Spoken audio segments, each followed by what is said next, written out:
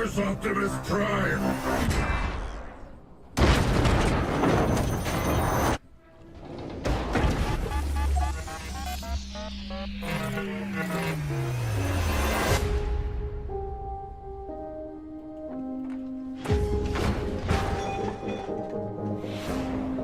I want the Beetle. I'll work here every day for a year. Yours, kid.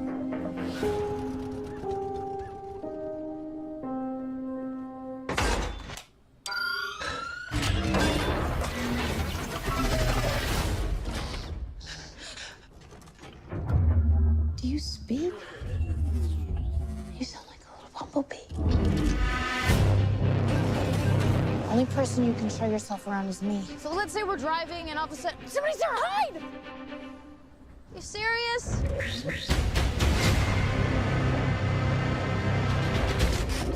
Let me see if I can fix it. I pray this message finds you. Our war rages on threat. The voice mentioned a war. You hiding from something?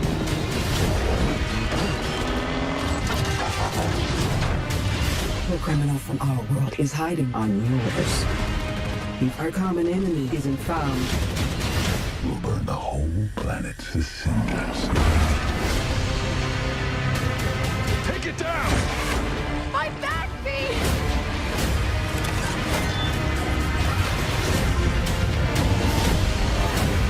B-127. You must protect Earth and its people. Thank you. Run! Do not run! She ran.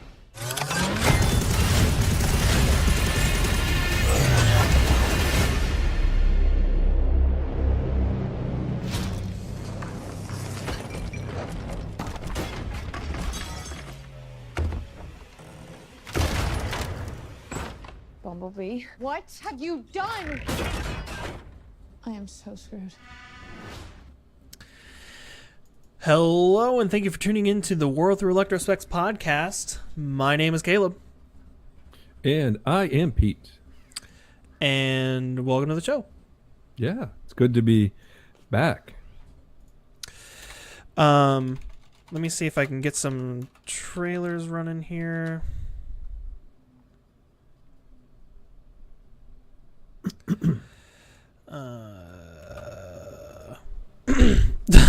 I'm immediately getting back into this, like, Yeah, it's an unusual setup for us from what we've typically done. There's been so much change. Yeah, so welcome back. Yeah, welcome. It's good to see you. I have to look this way if I'm going to look to you and say hi. I'm looking this way to look to you and say hi, but most of the time I'm going to be probably looking this way just because that's where my window is. So, the World Through Electrospecs. It's a podcast we started quite a while ago, and it's been a while since we've recorded. It definitely has. Definitely. A lot of things have changed since we last recorded an episode, though. Oh, gosh, yeah. It's been months, if not a year. Has it been that long? That would be crazy. I don't think it's been a year. I can tell you definitively how long it's been if you want me to look it up, but it's been a while. Right. I think we're better off not knowing and just kind of roll. Yeah. Like it's seamless. It never was time. Yeah, a lot's happened. A lot's been going down. Yep. But we're here. We're trying a remote thing. I've moved since our last recording. You've moved since our last recording. So my office is at work now. I live in an apartment now. You live in a house now. Have your own office at your house now. Right. And we're states away from each other. No longer in the same state or miles. We're hundreds and hundreds of miles away from each other, but so we're recording remotely. Yeah, it's gonna be fun. It's gonna be a new new way to do some things. So this is our first go at it, and we get better. Okay, so let's just dive right into it. Transformers. They're more than meets the eye. Are they? Without a doubt. Are you going for Shia LaBeouf level of of line readings here? Is that what you're going No, for? no, I was even thinking like 1970s. There's more than. More. You remember that line from the first movie, though, right? The 2007 Transformers movie?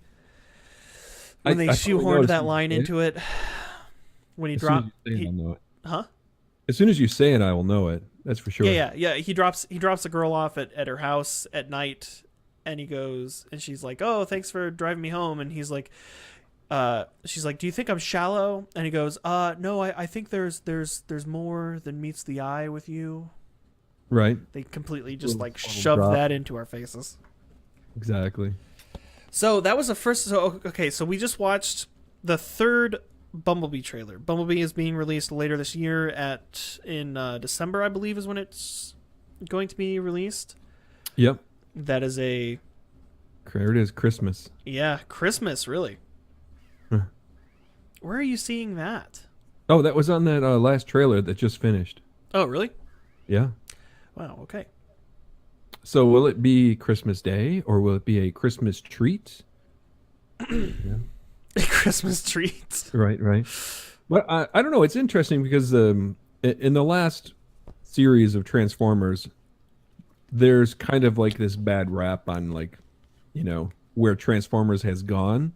Oh yeah, But it got bad. But just in this recent trailer with just Bumblebee, I think it's a redemption moment as far as the what do you call it? Theater movies. Trying to find the right word for it, and it's just not coming to me. Cinematic, right? To throw that word at you again. Mm-hmm. Cinematic. Cinematic. Cinematic. Yeah. No, so it's kind of like it's on the fence on what this movie is going to be. There's talk that it's supposed to be a reboot. There's talk that it's supposed to be a soft reboot. I don't even know what a soft reboot is supposed to be, to be honest with you. But a lot of the things that happen in the trailer's not playing anymore. It's a different. Yeah. I was looking. There's different video playing. But basically, what's going on is it seems to be that there's a lot of the same events that happened in the Michael Bay movies are happening in this movie. Just so it's like it's a similar characters, similar timeline, similar events, just different year that it takes place. Right. So it kind of seems like they're kind of rebooting it a little bit, but they're still following a lot of the same storylines, like when B is getting. Yeah. Well, almost a prequel, if you will. That's what. So that was the original thing, was that it was supposed to be a prequel, but now it's not being directed by Michael Bay. Okay. This one is. Would that really change the storyline that much to not make it a prequel? What do you mean? Well, just from the trailer, it's definitely like she comes across Bumblebee, and Bumblebee's there and calling Optimus Prime and something like that. It almost seems to be pre the arrival, if you will. So it's instead of being directed by Michael Bay, this one's being directed by Travis Knight, who appears to be famous mostly for Coraline, Kubo and the Two Strings. Yep. So animation stuff. Oh, so okay. Coraline was that 2009 animated movie. It was like stop motion claymation animated. It was kind of it's Tim Burton-ish, if it wasn't Tim Burton. Okay. It was definitely Tim Burton-ish. And then Kubo and the Two Strings was the most recent kind of. I don't know what's going on the screen right now. Yeah, it's just Stephen Hawking and keep popping up. Yeah, that's all right. If it gets like totally weird, I'll go in and change it. But I think eventually it'll get something strange. yeah, probably it's YouTube. Yeah. So should we go back to the original or one of the B trailers, if you will, and kind of see if we can't. Yeah, let me pull it up here. And it's interesting that this was the same year that Volkswagen announced that they were done making the Volkswagen. Isn't that weird? Yeah. I did not know that, but that's a good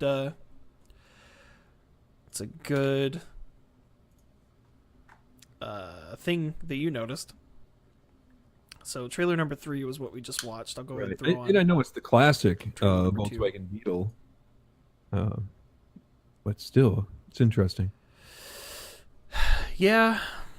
All right, I'm looking for hidden gems along the way here. So the biggest, not really hidden gems of these trailers, but like super cool thing is all the G1 stuff. So what's wrong? What I'm also noticing, so this is even set time. It's set in the 80s. Yeah. Yep. Okay. Yeah, it's the timeline. It's set in the 80s. Let me see. So on the run in the year 1987, Bumblebee finds refuge in a junkyard in small Californian beach town. Charlie, on the cusp of turning 18 and trying to find her place in the world, discovers Bumblebee battle-scarred and broken. Yeah. So Haley Steinfeld plays Charlie, as just mentioned, who's the main character, the main girl character in that. Gotcha. Interestingly enough, John Cena is continuing his on-screen career in this movie, which is really, I don't know. I've always kind of thought that was really weird that he's doing acting. Right. I don't know if he's a good actor or not because the movies he's been in have not really piqued my interest. Right. But every hero has a story. Has a beginning. Oh. As a beginning. So there, right there. Ooh. Let me. I don't want to turn this into this kind of thing, but let's go ahead and just go on back there. Check that out. Boom. Now what's going on there? We've never seen those before. Exactly. No, we have in the cinematic universe. So the purple one is Shockwave. But that's the original G1 style of Shockwave character. Same with the Seekers on the right, and we actually have a couple cone heads down there in the bottom as well. So, and that appears to be Starscream. So who's in the center background there? Center background looks like Starscream. That's what I was thinking, yeah. So that's where things are getting kind of weird. Transformer knowledge. It's it's fine. It's fine. Yeah. But that's where things are getting kind of weird because they're claiming that that's Blitzwing, not Starscream, which Blitzwing, I'll go ahead and pull them up so you can see.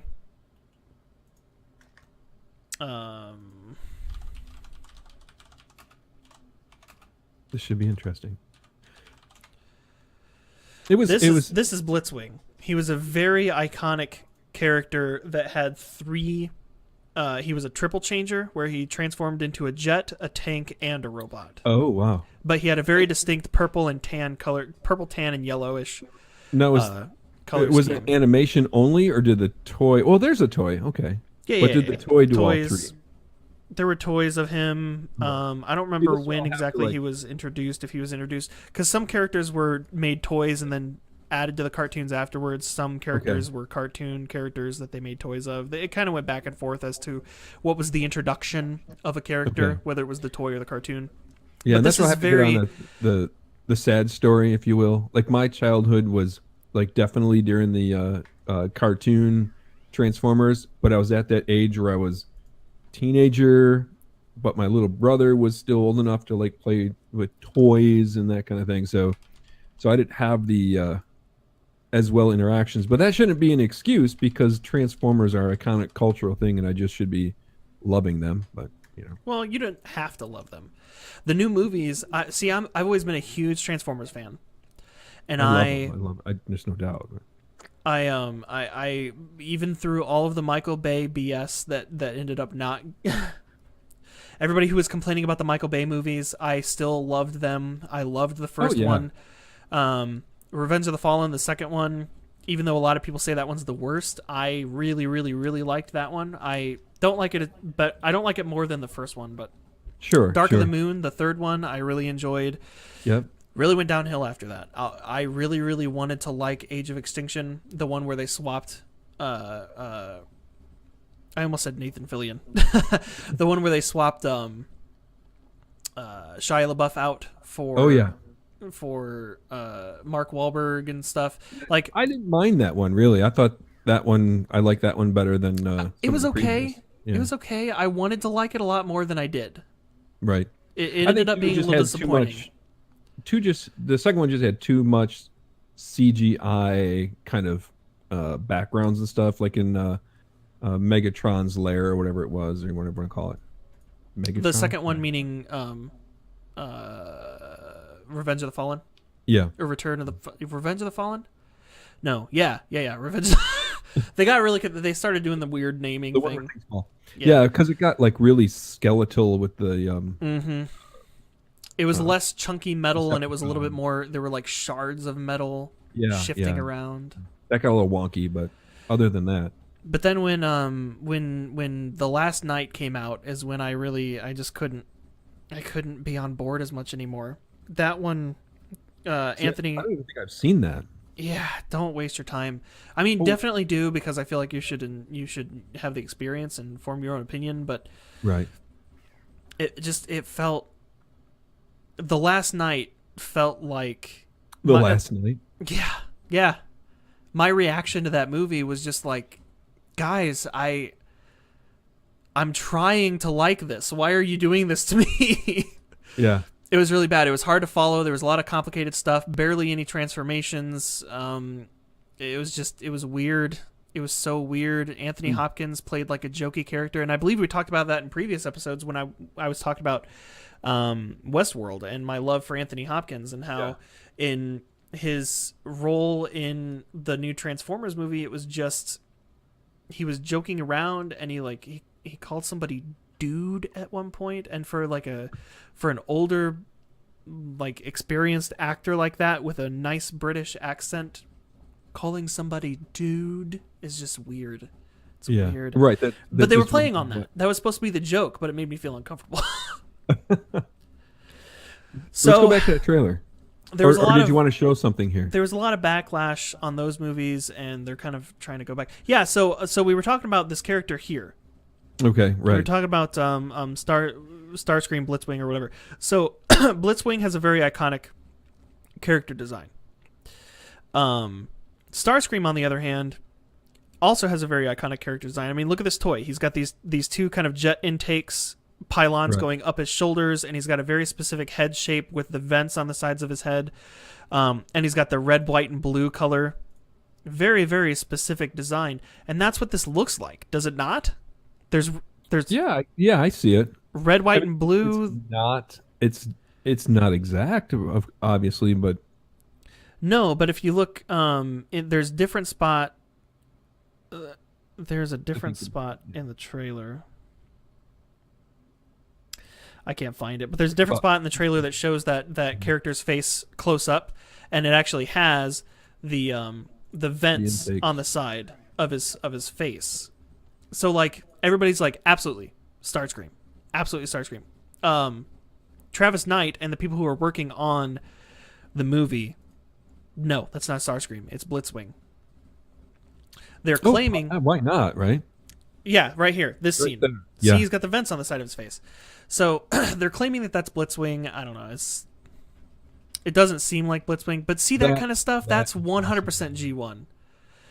Soundwave looking like that with his blue square body and Ravage coming out of him like a tape recorder, Right. like a tape cassette, and then transforming from the rectangular tape cassette into a little Jaguar. Let's see that again. It's absolutely 100% G1. Yeah, and then we'll go back to that moment too. So, there's like here's too many another good moments. Here's another moment. There's just too many.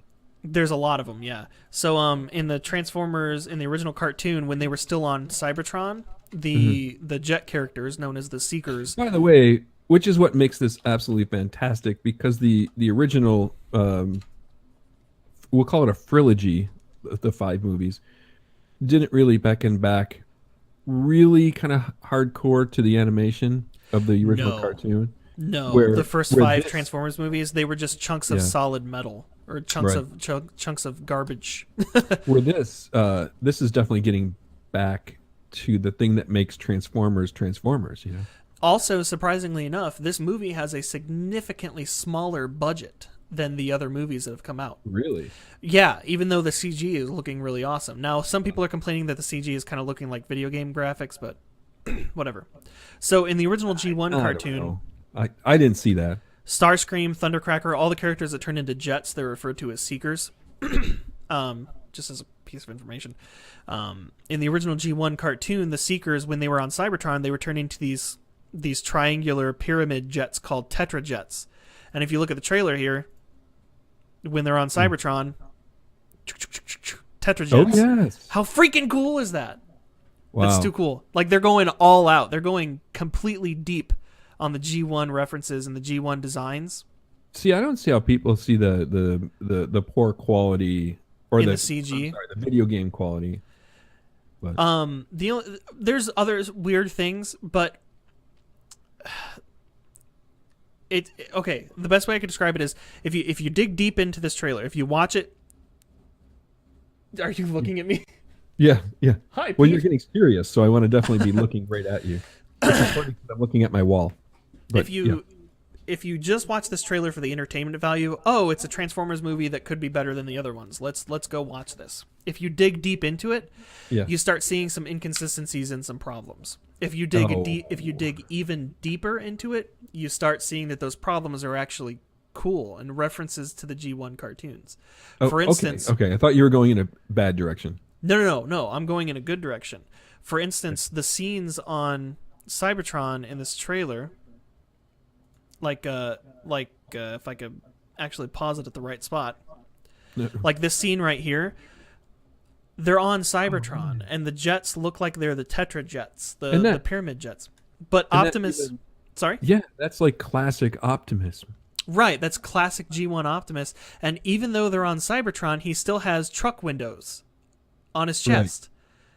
Right. When theoretically, in this situation, they haven't been to Earth yet. Right. You know? So, yeah. And he's got truck windows on his chest. He's got smokestacks on his shoulders. So you're thinking, okay, so if you start digging into it a little bit, you think, well, that doesn't make sense. They're breaking continuity there. But if you dig even deeper into that... We have to know the character, though. But if you dig even deeper into that, you look at the original first episodes of the G1 cartoon. And they didn't want to waste the extra money on the animation in the G1 cartoon. So in the first episode, when they're still on Cybertron, when they transform into vehicles, they're like weird hover cars and Tetrajets and all these weird vehicles. But when they transform into robots, they look like the vehicle forms are part of the robot. So, like, for instance, in the first episode of Transformers G1, 1984. Yeah. Bumblebee is a weird little hover car, but when he transforms into his robot mode, he's got what looks like VW parts on him, even though he hasn't gone to Earth yet. Same thing with Optimus. Right. But so, I guess wouldn't they have to do that though, so we have continuity and to recognize the characters? Not necessarily. I mean, they're robots. They've got very specific silhouettes, and they've got color schemes that could match. You know. Okay. Yeah. So this is where things are starting to get. So I'm going to jump into something else here where things are starting to get kind of weird. They're claiming that character there was a sound wave again with Ravage jumping out of him. Oh, I still love that scene. Oh, it's so good. Yeah.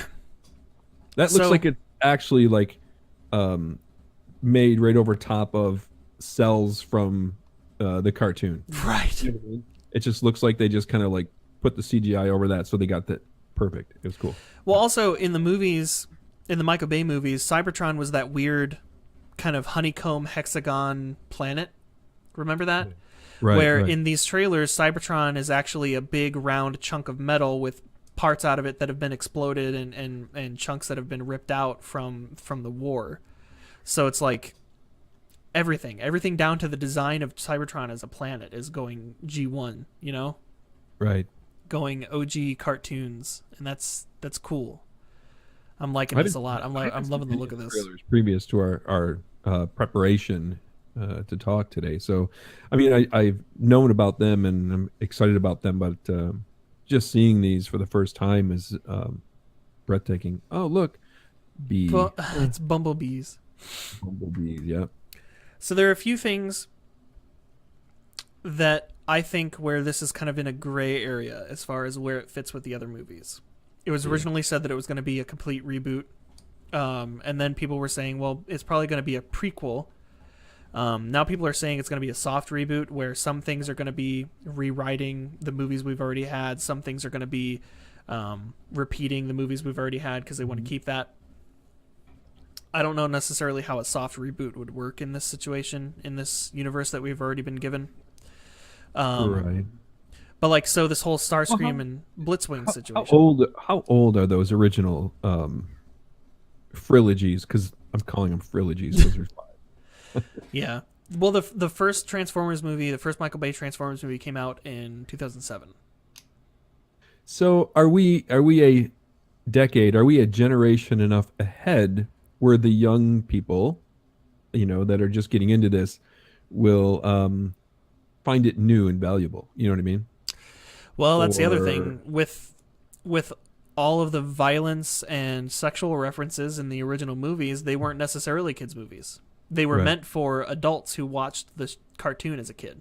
Right. This is possibly a reboot where, so far, it looks like it could be aimed more towards kids. But the adult fans, because of all the G1 references, are still going to enjoy it, even though it's not full of penis jokes, Right.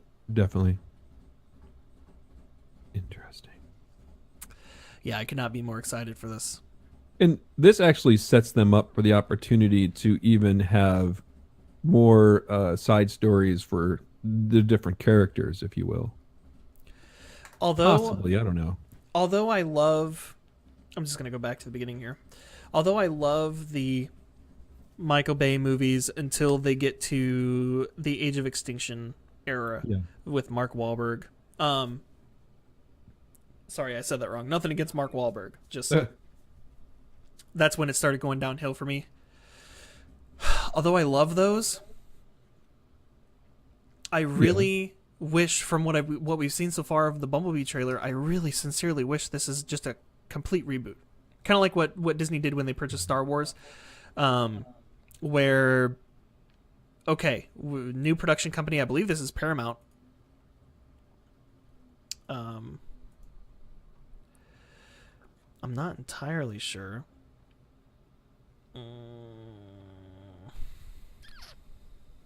No, better yet, it's a new company. Wow. I'll make this full screen again. It's a new company that's owned by Hasbro called Allspark Pictures. So Hasbro, the toy company that's always... Pictures. Yeah. Wow. So the toy company that makes the toys has their own production company that they're naming after this franchise. And they're doing what visually looks to be a much better job at making the movies as well. So I think basically said, you guys did it all wrong. We're going to do it the right way. Mm-hmm. And we're going to stay true to who these characters are. Because let's face it, they were toys. Mm-hmm. And we're going to treat them right, I guess. I would absolutely love it if this was a complete reboot. And they just said, look, we're making a new Transformers movies. Continuity doesn't matter anymore. Right. It's an alternate timeline or whatever. I don't care. Yeah, I like that. I mean, they're just saying, we own this. Right. But they're not. That's the frustrating part. So we were talking about the whole Blitzwing Starscream scenario from earlier, where that jet looks like Starscream visually, but they're claiming it's Blitzwing.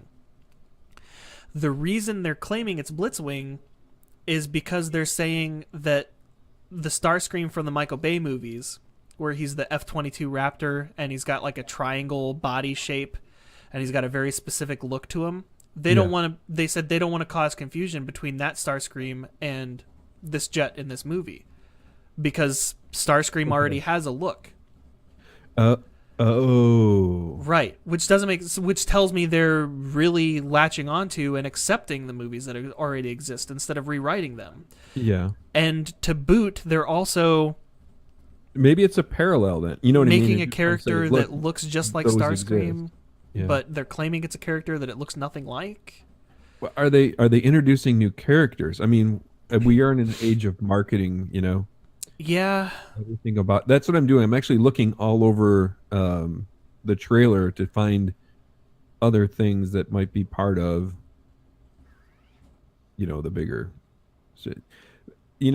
I've got an education in business and marketing as well as design, so that's where my mind goes. I apologize.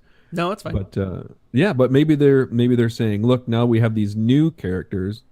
Like, I mean, look at Star Wars when they do their standalone films like Solo or Rogue One. They're introducing new characters. They're introducing a new line of material, toys. Not a single Star Wars movie like Rogue One and Solo both introduced new characters and new ships that we never saw in any of the other movies, even though they take place in between those other movies. Right. So I wouldn't be surprised. Is she wearing a Motorhead T-shirt? Yeah. She's Nice. like a metalhead in this movie. It seems. Well, hopefully they have some Motorhead in the soundtrack then. Yeah. That'd be I great. believe Rick Astley makes Rick Astley's song "Never Gonna Give You Up" ends up making it into the trailer Okay. at some point. I So could- I I mean, could we see could them have using a some lot of, cool '80s music. Yeah, a lot Not of that necessarily era. Rick Astley, but Right. Wow. there's also at some point in the trailer there are some other triple changers. Like there's those there's a helicopter and a jet that transform into cars. Let me see if I can find it. Yeah, right here. It's a helicopter and a jet that transform into a car, and then immediately transform into robots, which is pretty freaking cool. Right. I do enjoy triple changers, and if you look at their bodies, they've got helicopter I blades see that hanging now. off, but also car parts. Yeah, you can almost see the jet or the jet engines over his shoulders. and Yeah, stuff. yeah, it's cool stuff. And the other one's got the cockpit do and enjoy the triple changers. doors. Very nice. So that's Wow. one of those have is a follow-up podcast just to kind of cover this. yeah. I don't even know how long we've been recording. Yeah, 29 minutes already. We've been. This Have you definitely been needs keeping a track? follow-up. This needs a follow-up. We are going to have to do the World Through Electrospecs Bumblebee trailer part 2. This is incredible. That'll be a new thing that we've never recorded a double episode, like not even for a Star Wars movie. Oh, that's true. Yeah. Wow. Yeah, you can see there a second ago. You could see what I was talking about with Cybertron. Where'd it go? Would it be awkward if I said I just like Bumblebee's eyes? He's got great eyes. Yeah, it's a good looking. Yeah, see, okay. So Oh, there's the planet. Right. we'll do some more, a couple more comparisons here. So if you look at Cybertron here versus Yeah, anyone who's picking up this episode, audio only, boy, are you missing out. You should definitely have tuned back in. as long Right. as the as long as the episode doesn't get kicked on YouTube because we have so many. Well, yeah, there's that. Yeah. I cannot. Yeah. So okay, this is the dumb thing where I'm talking about. This is Cybertron, the Transformers planet, in the Okay. Michael Bay movies. This is what it looked like in the original cartoon. Oh, I wish that was a little bit bigger. Oh, hang on. Sorry about that. Hit the microphone and everything. That's all right. There, I don't know. Yeah, I If, sat there for 30 minutes. I didn't realize it was going to go off and make a racket, though. I don't know if you can see that one better. Oh wow, yeah. So it's mainly I don't know, that looks like a little bit from Revenge of the Fallen, the second film. I could see some of the similarities. kind but- of, But, but it's mainly looking like it's a giant shell that has cities that go deep into its core, and Yeah. it's got giant chunks that are ripped out of it. it's an orb rather than a Nothing really like this. This just looks like layers of honeycomb that's just completely ripped apart. Oh yeah, good point. But see that. comparing these two, this is the original cartoon. Mhm. This is the Michael Bay It's awful dark. Cybertron, I mean, dark not as in color, but just as in mood and and this is what it's looking like in the Bumblebee movie. yeah. That looks way more like the original cartoon. It even has the same color scheme, where it's Right. got like the kind of bright orange, kind of fiery industrial looking core, and then the outer kind of blue cold metal shell. Wow, that's fantastic. They are going all out, man. I cannot be looking forward to this. Even like, I couldn't be looking forward to it more than I am. Man. All right, well, I know I just kind of sprung that on you last minute, but I'm That was happy I got fantastic. to talk to you about Yeah. it. Yeah, I'm glad we got together and did this, and let's not wait so long. Now that we Figured we out know- how it works. now that we know we can do this. Whenever I want wanted to. look at the T-shirt she has. I'm gonna have to watch the trailer now and just pick apart the Yeah. different T-shirts. I get so frustrated because when trailers like this come out, I just want people to sit down and I want them to pick them apart scene by scene. Right, Ooh. and that right there, he has more of the Bumblebee appearance. Like his mask changes when he goes into the armored mode, and he has more of a bee-looking face. I have an idea, but I want to talk to you about it off air. Okay. Okay? Yeah. Now I got to bring my Bumblebee home from my office and put him on the table behind me. The toys that they've been releasing for leading up to this movie have been really awesome. We can do toy talk maybe next episode if we talk about this another episode. That's funny. All right. Toy talk in a world where we can talk about toys. In a world. Wow. All right, you want to wrap up? Yeah, that's fantastic. All right, I think that was a solid episode. I'm looking forward to doing this podcast more with you. Yeah. And like I said, I have an idea that I really want to throw your way when we get off air. Awesome. All right, thank you everybody for listening. We don't have a Patreon anymore. It's everything just kind of fizzled out when we stopped recording for a little while. But maybe we'll get a Patreon together just for the show, not one for my channel. Just this will probably still be hosted on my channel just because it already exists. But yeah, and we'll try to get the live stream back up maybe next couple episodes or so. As always, you can still listen to this on iTunes. I got my website back up and running, so the iTunes RSS feed is working again. So, and any other podcast app that you have or have downloaded in the past will also use the iTunes database, so it'll still work. I will say it was nice recording in this format because we didn't have to stop halfway through because of the cameras running out of time. Right. All right, so that's it. We're done. Okay. Sweet. Thanks everybody for listening. I'm Caleb. And I'm Pete. And we will see you next episode. You got it. Bye.